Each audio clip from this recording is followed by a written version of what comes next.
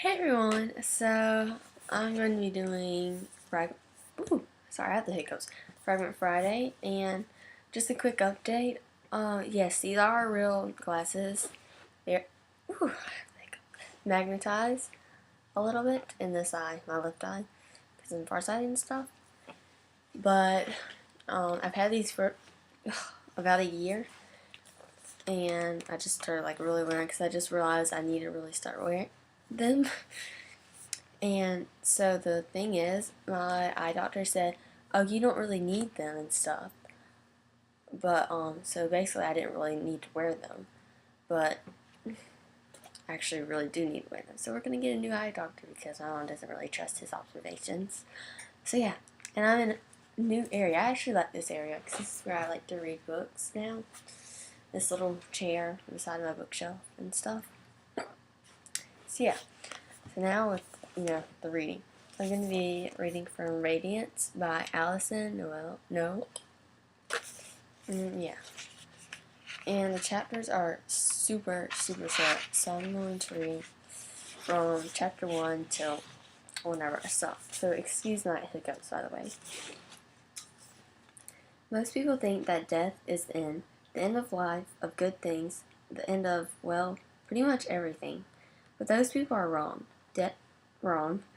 And I should know, I died almost a year ago. The weirdest part about dying is that nothing really changed. I mean, you expect a big change, right?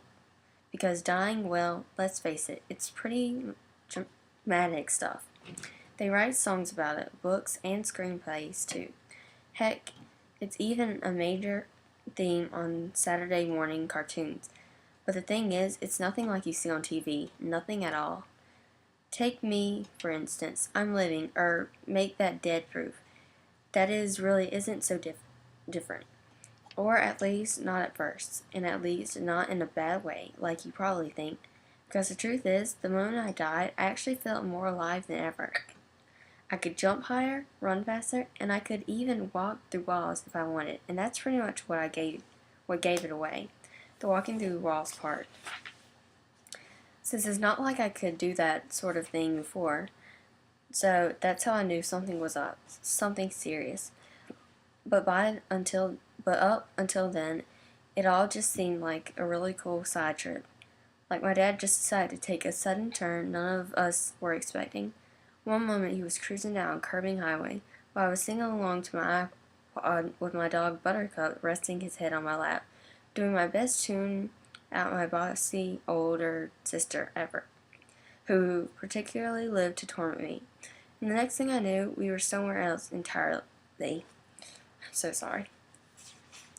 No longer on the highway, no longer in Oregon. We'd somehow landed smack dab in the middle of this beautiful shimmering field full of pulsating trees and flowers that shivered. And when my parents went one way and my sister went the another, I just stood there, heads swiveling like crazy, unsure who to follow. Part of me urging, cross the bridge with Mom and Dad and Buttercup. They know what's best. While the other side insisted, don't be such a goody-good. If ever see something awesome and you miss that, you'll regret it forever. And Everett's her sister, by the way. And by the time I finally decided to go after my sister, I'd taken so long she was already gone, just disappeared. Straight into the shimmering mist, right back to the earth plane. And that's how I ended up stuck between worlds, until I found my way here. And that's what they call it here. And if you're dumb enough to ask, what time is it? They'll say, now. Probably because there's no time here. Which means everything happens, well, in the moment it happens, which always just now. So I guess you could say I live in the here and now, which strangely isn't so different from where I lived before in Eugene, Oregon. Aside from there, no time. And of course, that bit about being able to walk through walls and stuff.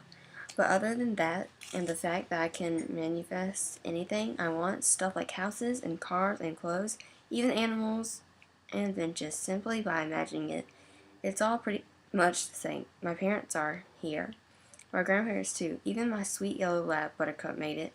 And even though we can live anywhere we could ever conventionally want, in any kind of wet house we could ever truly desire, the funny thing is that my new neighborhood is pretty much an exact replica of my old neighborhood back in Oregon. Everything identical, all the way down to the clothes that hang in my closets, the socks that stuffed in my drawers, and the posters that were taped on my walls. The only thing that's different is the only thing that kind of bugs me. Is all the houses around us are empty, mostly due to the fact that all my old neighbors and friends are alive and well back on in the earth plane. Well, for now anyway. But still, other than that, it's exactly like I remembered it, exactly like I wish. I just wish I had friends to enjoy it with. Now, chapter 3.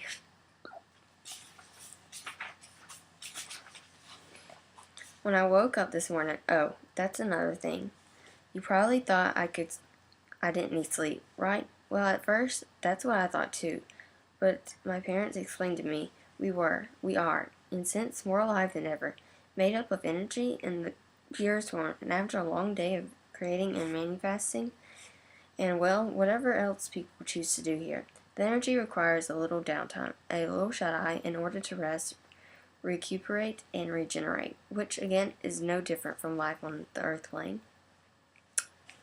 So anyway, when I woke up this morning with Buttercup wagging his tail and licking my face, despite the fact that it's pretty nice way to wake, that didn't stop me from pushing him away, pulling the blanket over my head and rolling so that my back was facing him.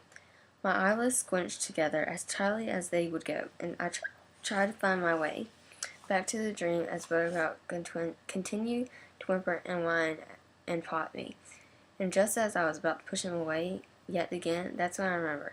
Buttercup was excited for me. Everyone was excited for me. From that moment I got here, I pretty much kept myself busy with getting adjusted to my new life, getting reacquainted with my family, and basically trying to learn how things are done in this place, and how that was settled. It was time for my first day of school. Yes, we have school here.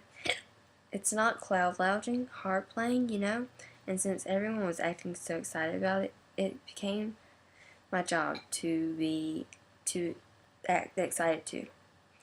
Excited enough to get out of bed, get myself ready, and take the time to manifest something cool to wear so I could, well, according to my parents anyway, head off to the place where I'd meet some new friends, learn some new things, and in no time at all find myself picking up right smack where I left off back at home.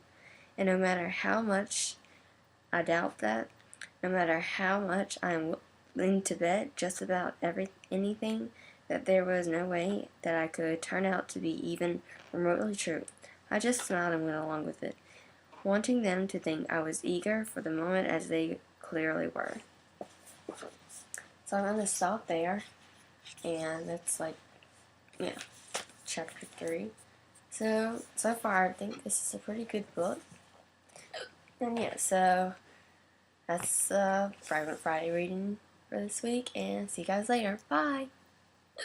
By the way, I'm really sorry for how bad my hiccups are.